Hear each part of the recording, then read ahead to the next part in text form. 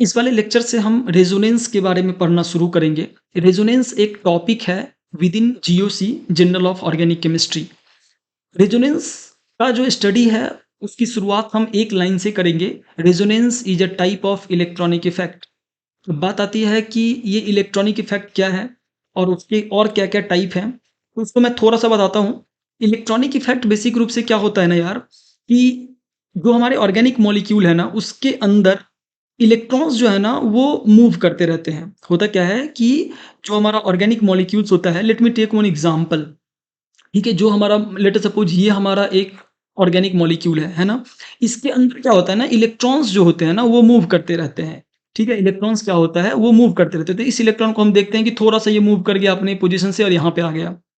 ठीक है? तो ये जो मूवमेंट्स है ना, इसके कारण से क्या होता है कि कुछ जो मूवमेंट्स हैं उसके कारण से क्या होता है कि कुछ इफ़ेक्ट्स क्रिएट हो जाते हैं विद इन मॉलिक्यूल, और उस इफ़ेक्ट को हम बोलते हैं एज़ अ होल हम उस इफ़ेक्ट को बोल देते हैं कि तुम्हें इलेक्ट्रॉनिक इफ़ेक्ट कहा जाएगा।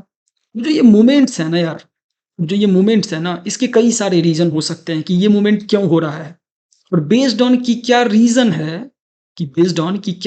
है, हम इसे एक पर्टिकुलर नेम दे देते हैं। जैसे यहाँ पे अगर हम देखें इस वाले एग्ज़ाम्पल के अंदर, तो जो क्लोरीन है और जो कार्बन है, इन दोनों के बीच इलेक्ट्रोनेगेटिविटी डिफरेंस है, राइट? और जिसके कारण से क्या हुआ है ना कि क्लोरीन इस कार्बन के इस वाले इलेक्ट्रॉन को अपनी तरफ खींचा है। तो यहाँ पे हम क्या देखेंगे कि यहाँ पे एक डेल्टा नेगेटिव और यहाँ पे एक डेल्टा पॉजिटिव चार्ज डेवलप हो गया है। और ये जो इफ़ेक्ट हुआ है ना, ये चेंज इन इलेक्ट्रोनेगेटिविटी के कारण हुआ है, और इस पर्टिकुलर रीज़न के कारण जो इफ़ेक्ट होता है उसको हम इंडक्टिव इफ़ेक्ट बोलते हैं। अगेन इंडक्टिव इफ़ेक्ट एक टाइप ऑफ इलेक्ट्रॉनिक इफ़ेक्ट होता है। बात है कि ठीक है, इंडक्टिव इफेक्ट के बारे में तो मुझे समझ में आ गया, और हमने पीछे के लेक्चर्स में भी बहुत डिटेल में बात करी है इसका। रेजोनेंस का क्या रीज़न है? रेजोनेंस कब होता है? तो डेफिनिशन मैंने यहाँ पे लिख रखा है। Delocalisation of parallel p orbital pi electrons are known as resonance. Definition मैं जानता हूँ कि बिल्कुल भी समझ में नहीं आया होगा, तो मैं क्या करूँगा, मैं पहले एक एग्जाम्पल के साथ शुरू करूँगा और फिर हम एग्जाम्पल से डिड्यूस करेंगे इस डेफिनेशन को, कि डेफिनेशन में कई सारे वर्ड्स हैं जो जैसे डीलोकेलाइजेशन हो गया, पैरेलल पी ऑर्बिटल हो गया, हाँ, जो हमारा पाई इलेक्ट्रॉन्स हो गया, ये सब जो भी वर्ड्स यूज यहाँ पे किए गए हैं, उस चीज़ को हम बड़ी डिटेल में देखेंगे एक-एक करके। ठीक है? तो क्विकली मैं उस एग्जाम्पल को लिख लेता हूँ। देखो यार, ये हमारा एग्जाम्पल है जिसके थ्रू हम रेजोनेंस को समझने वाले हैं।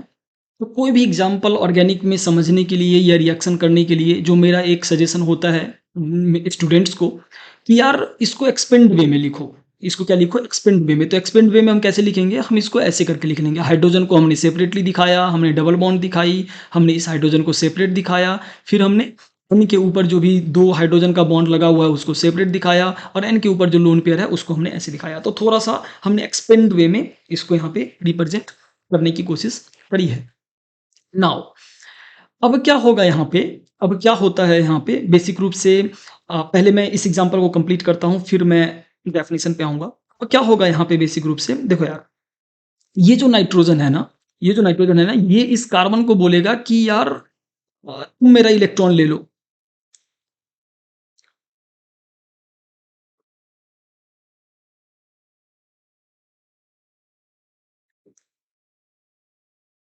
हाँ, तो बेसिकली मैं हमेशा सजेस्ट करता हूँ कि हम इसको एक्सपेंडेड फॉर्म में लिखें, इस फॉर्मेट में। नाउ इसके लिए ना मैं एक इक्विवेलेंट स्ट्रक्चर बनाता हूँ विथ ऑर्बिटल्स। अब देखते हैं कि ऑर्बिटल्स क्या होता है। सबसे पहले तो मैं एक बार ये बता दूँ कि ऑर्बिटल्स किस तरीके से हम देख सकते हैं।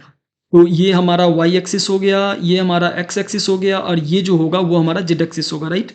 तो एटलीस्ट इतना अगर आइडिया है आपको कि एक वाई एक्सिस पे पी होता है, एक एक्स एक्सिस पे पी होता है, और एक जेड एक्सिस पे पी होता है, अगर इतना आइडिया है तो वेल एंड गुड। नहीं तो मैं बोलूँगा कि ठीक है, अभी के लिए ये समझो कि हमारे पास कुछ पी और पी जेड, मतलब जो पी वाई एक्सिस वाले पी को बोलते हैं, पी एक्स एक्सिस वाले पी को बोलते हैं, और पी जेड जो है जेड एक्सिस वाले पी को बोलते हैं। ठीक, तो ये तीनों जो पी है वो पॉसिबल है। मैं पी पे क्यों एम्फेसाइज कर रहा हूँ, रीजन बीइंग कि हम पी ऑर्बिटल को कंसीडर करने वाले हैं यहाँ पे।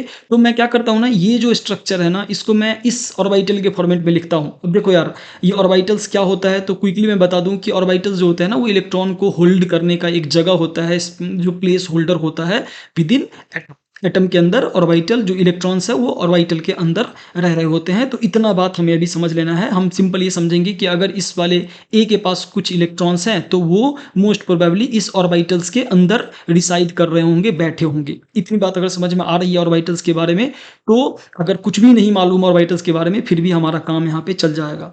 तो मैं क्या करूँगा, इस वाले जो हमारा कंपाउंड है इसको मैं ऑर्बिटल्स के फॉर्मेट में दिखाने की कोशिश करूँगा। खासकर पी ऑर्बिटल को मैं एक्सप्लोर करूँगा, बाकी ऑर्बिटल्स की बात हम यहाँ पे नहीं कर रहे हैं। एस, पी, डी, एफ बहुत सारे ऑर्बिटल्स हो सकते हैं, इवन हाइब्रिड ऑर्बिटल हो सकता है, उसके बारे में हम बात केमिकल बॉन्डिंग में करते हैं। यहाँ पे हम केवल पी के बारे में बात करेंगे, जो कि p x, p y, p z हो सकता है। देखो, अब मैं अगर इसको एक्सपेंड वे में ऑर्बिटल के वे में लिखूँ ना, तो कुछ इस तरीके का आएगा।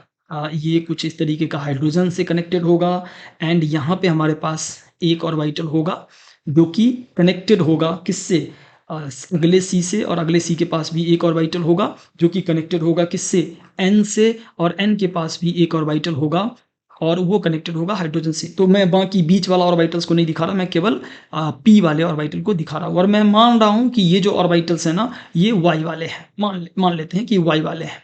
क्यों मैं वाई वाला मान रहा हूँ, ये भी अपन बात करेंगे। अभी के लिए मान लेते हैं कि वाई वाले हैं, ठीक है। अगर अब हम यहाँ पे देखें तो कहीं ना कहीं मैंने एक ही बॉन्ड यहाँ पे दिखाया है और यहाँ पे दो बॉन्ड था, राइट।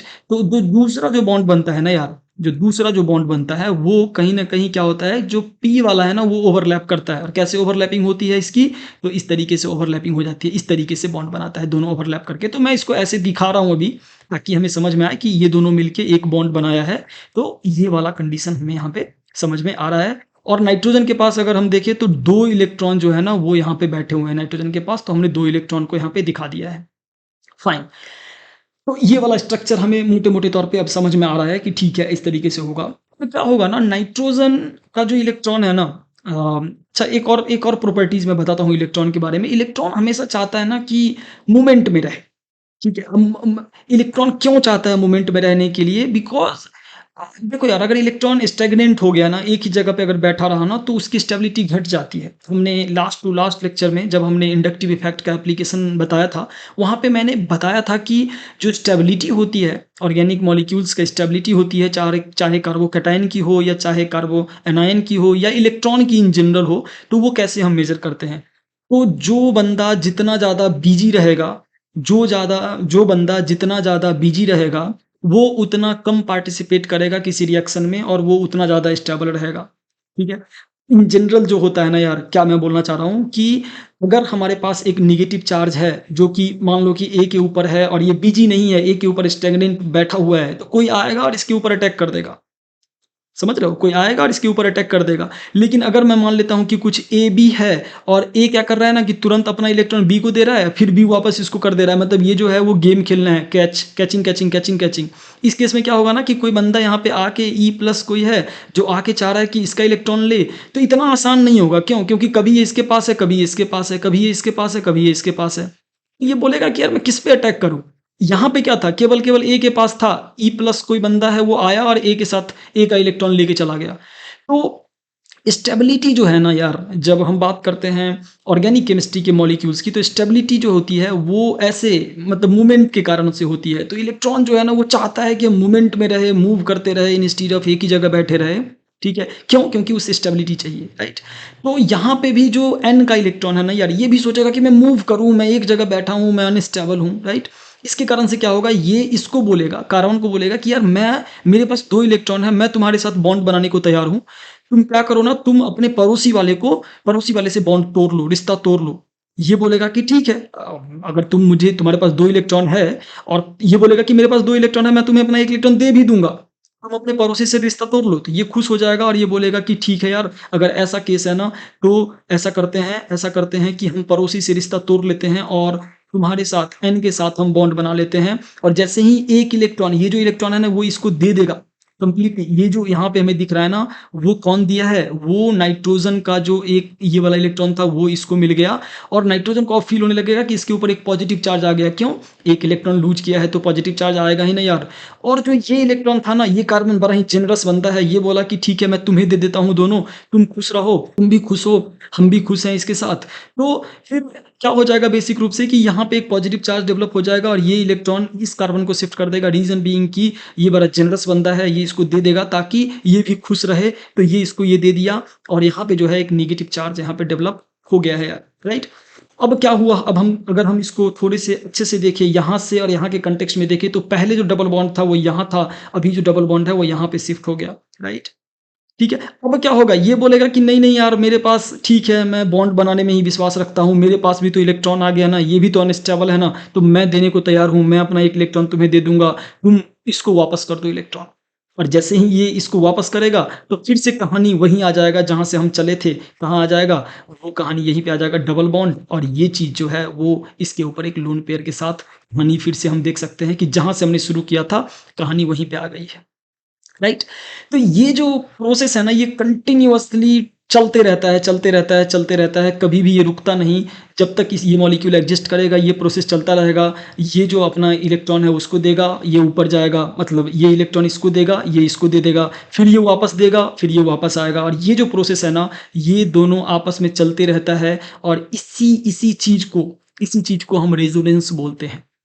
आई थिंक कि अभी थोड़ा सा सेंस बन रहा होगा कि रेजोनेंस होता क्या है एक एक मॉलिक्यूलर लेवल पे। अब हम, ठीक है, आई थिंक कि ये चीज क्लियर होगा। अब हम इस डेफिनेशन को देखते हैं कि डेफिनेशन क्या कहता है। डेफिनेशन कहता है कि delocalisation of parallel p orbital pi electron. देखो यार, अब सबसे पहले यहाँ पे दो तीन वर्ड्स हैं। डीलोकेलाइजेशन, डीलोकेलाइजेशन का मतलब होता है ऐसे मूवमेंट होना, डीलोकेलाइज होना मतलब एक जगह से दूसरे जगह जाना। तो यहाँ पे हम देख रहे हैं ना कि जो इलेक्ट्रॉन्स है, अभी अब हम पी ऑर्बिटल पाई इलेक्ट्रॉन को भूल जाते हैं, केवल हम इलेक्ट्रॉन्स को देखते हैं। तो इलेक्ट्रॉन्स जो है डीलोकेलाइज हो रहे हैं, मूव हो रहे हैं within molecule from here to here and then here to here, right. इसी को हम बोलते हैं डीलोकेलाइजेशन, ठीक है। डीलोकेलाइजेशन का मतलब होता है मूवमेंट होना इलेक्ट्रॉन्स का विद इन मॉलिक्यूल, उसको हम डीलोकेलाइजेशन बोल देते हैं। तो ये जो वर्ड है वो क्लियर है, और यहाँ पे मैं समझ में आ रहा है कि कैसे डीलोकेलाइजेशन हो रहा था, कि ये जो इलेक्ट्रॉन्स था वो यहाँ आ रहा था, और यहाँ पे जो इलेक्ट्रॉन था ये वाला इलेक्ट्रॉन वो फिर से वहाँ चला जा रहा था। क्या कह रहा हूँ मैं कि ये यहाँ पे आ जा रहा है और ये यहाँ पे चला जा रहा है, तो इसी को हम बोलते हैं delocalisation of parallel p orbital pi electrons. अब देखो, तो दो तरीके से बॉन्डिंग होती है। बॉन्डिंग जो होती है, थोड़ी सी हम बॉन्डिंग के बारे में यहाँ पे बात करेंगे। एक जो होता है ना वो सिग्मा बॉन्ड होता है, और एक जो होता है वो होता है पाई बॉन्ड। पाई बॉन्ड जो होता है वो बेसिक रूप से जो हमारा प्योर पी के ऑर्बिटल्स होते हैं उससे बना होता है, और जो सिग्मा बॉन्ड है वो हाइब्रिड ऑर्बिटल से बने होते हैं। ठीक है यार, ये वाला पार्ट मे भी अभी समझ में ना आए, मे भी कहीं पे नोट डाउन करके रख सकते हो, जो कि केमिकल बॉन्डिंग के बाद ये वाला बात समझ में आएगा। लेकिन मैं ऐसे अगर इन जनरल इन सिंपल ये बोलूँ कि सिंगल बॉन्ड जो होता है ना उसको हम सिग्मा बॉन्ड बोल देते हैं, मतलब ये जो हमारा बॉन्ड है ना ये सिग्मा बॉन्ड हो गया। और जो डबल बॉन्ड होता है ना उसको हम पाई बॉन्ड बोलते हैं। फिर से मैं रिपीट कर रहा हूँ, जो सिंगल बॉन्ड होता है ना, चाहे कोई भी सिंगल बॉन्ड, ये भी सिंगल बॉन्ड सिग्मा होगा, और ये जो डबल बॉन्ड आ गया ये पाई, ये क्या हो गया, ये पाई, पाई हमारा ये पाई बॉन्ड हो गया। ठीक है, तो जो डबल बॉन्ड वाला पार्ट होता है वो पाई बॉन्ड होता है, और जो सिंगल बॉन्ड वाला होता है उसको हम सिग्मा बॉन्ड बोल रहे होते हैं। तो ये क्या कह रहा है definition, delocalisation of parallel p orbital. तो अब क्या है, ये जो ऑर्बिटल्स हमने यूज किया है, यहाँ पे जो ऑर्बिटल्स यूज किया है वो हमने पी किया है, अगर ध्यान से दो तो ये पी किया है। और जो पाई ऑर्बिटल पाई बॉन्ड होता है ना वो पी ऑर्बिटल के कॉम्बिनेशन से ही बन रहा होता है। दैट इज वाई मैंने यहाँ पे p y p y p y किया था, ताकि ये दोनों आपस में कंबाइन करके ही ये पाई जो बॉन्ड है वो बना पा रहा है। तो ये बोल रहा हूं मैं कि पी ऑर्बिटल जो है delocalisation of parallel p orbital pi electrons. तो पैरेलल पैरेलल के बारे में हम बात करेंगे अभी। अभी हम बात करते हैं कि पी ऑर्बिटल्स पाई इलेक्ट्रॉन्स। तो बेसिक रूप से पाई का मतलब ये हो जाता है, पी और पी ऑर्बिटल का मतलब हो गया ये। तो पाई बॉन्ड पी ऑर्बिटल से ही फॉर्म होता है।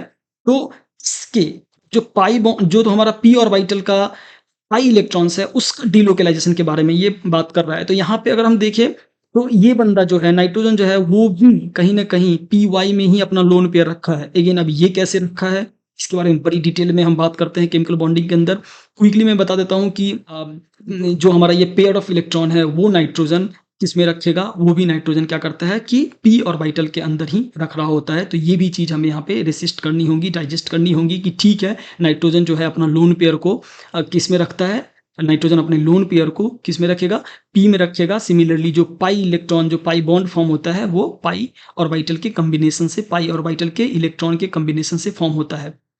तो इतनी बात अगर हमें समझ में आ गई तो पैरेलल की हम बात करते हैं। देखो यार, जो पी वाई है ना और पी जेड जो है या पी एक्स जो है वो आपस में परपेंडिकुलर में है। समझ में आ रहा है यार? अब हम ऐसे देख रहे हैं कि पी वाई इस लाइन पे है, पी एक्स इस लाइन पे है, तो ये आपस में कैसा हो गया? परपेंडिकुलर हो गया, राइट? कभी भी कभी भी ध्यान रखना है कि रेजोनेंस में जो मोमेंट ऑफ इलेक्ट्रॉन होता है वो जो है वो परपेंडिकुलर वालों में नहीं होता, वो पैरेलल वालों में होता है। फिर से, कभी भी रेजोनेंस के अंदर जो मोमेंट ऑफ इलेक्ट्रॉन होता है वो परपेंडिकुलर वालों में नहीं होता, किसमें होता है? पैरेलल वालों में। तो इसीलिए यहाँ पे अगर देखोगे तो मैंने p y p y p y लिया था, क्योंकि ये पैरेलल होंगे, वाई एक्सिस पे तीनों होंगे, राइट? ये भी वाई एक्सिस पे, ये भी वाई एक्सिस पे, ये भी वाई एक्सिस पे, तो ये तीनों पैरेलल है, ये तीनों पैरेलल है। मैंने ये नहीं बोला कि ये पी एक्स ले लो, एक पी वाई ले लो और एक पी जेड ले लो, नो, ये तीनों आपस में परपेंडिकुलर होंगे, तो ये तीनों कभी भी आपस में कंबाइन नहीं होंगे, कभी भी डीलोकलाइजेशन परपेंडिकुलर वे में नहीं होता। ये जो है ना, जब ये पैरेलली यहाँ पे कनेक्टेड होंगे तभी ये चीज़ पॉसिबल होगा। तो फिर से हम एक बार रीइटरेट करते हैं डेफिनेशन को। डेफिनेशन कह रहा है कि delocalization of parallel p orbital electrons are known as resonance. एक बार फिर से मैं रिपीट करता हूँ, डीलोकलाइजेशन का मतलब होता है movement of electron with in the molecule of parallel. Parallel का मतलब हमें समझ में आ रहा होगा कि जो पी वाई है ये पैरेलल है आपस में, इसी में इलेक्ट्रॉन ट्रांसफर हो गया। या अगर मैंने पी एक्स ले लिया होता तो उसमें हो जाता, या पी वाई पी जेड ले लिया होता उसमें होता। तो delocalization of parallel p orbital, तो यहाँ पे जो पी ऑर्बिटल है हमारे पास उसमें ही इलेक्ट्रॉन है। पी ऑर्बिटल के जो पाई इलेक्ट्रॉन्स है, राइट? तो जो पाई इलेक्ट्रॉन्स है बेसिक रूप से जो पाई बॉन्ड बनाने वाले इलेक्ट्रॉन्स है या जो लोन पेयर इलेक्ट्रॉन्स है, हाँ, हम उसके उसके मूवमेंट के कारण, उसके डीलोकलाइजेशन के कारण जो इफेक्ट्स नजर आता है, जो इफेक्ट्स क्रिएट होता है, वो इफेक्ट क्या है? उसी इफेक्ट को हम रेजोनेंस बोलते हैं। ब्रॉडली इस इफेक्ट को हम क्या बोलते हैं? Electronic effect. और जो टू बी पॉइंट, और हम अगर अगर हम ये देखें कि प्रिसाइजली इस पर्टिकुलर रीजन के कारण जो इफेक्ट नजर आता है उसको हम रेजोनेंस के नाम से जानते हैं। अब देखो यार, जो रेजोनेंस है ना वो बहुत ज़्यादा इंपॉर्टेंट टॉपिक में से एक है इंटायर ऑर्गेनिक केमिस्ट्री के अंदर। हम हमेशा यहाँ वहाँ जहाँ भी देखोगे हम रेजोनेंस यूज करते रहेंगे। अगर रेजोनेंस हमें नहीं आता तो प्रीटी मच मैं श्योर हूँ कि ऑर्गेनिक केमिस्ट्री समझना तो दूर की बात है, इवन जो याद करना है वो भी बहुत कठिन हो जाता है। तो रेजोनेंस एक ऐसा कॉन्सेप्ट है, एक ऐसा टॉपिक है जो सबको ही आना चाहिए। इस वाले लेक्चर में इतना ही हम बात करेंगे। अगले लेक्चर में हम प्रॉपर्टीज़ ऑफ रेजोनेंस की बात करेंगे, जो कि अगेन बहुत ज़्यादा यूजफुल होने वाला है रेजोनेंस के अंडरस्टैंडिंग में। तो इस वाले लेक्चर में इतना ही, मिलते हैं अगले लेक्चर में, तब तक के लिए थैंक यू।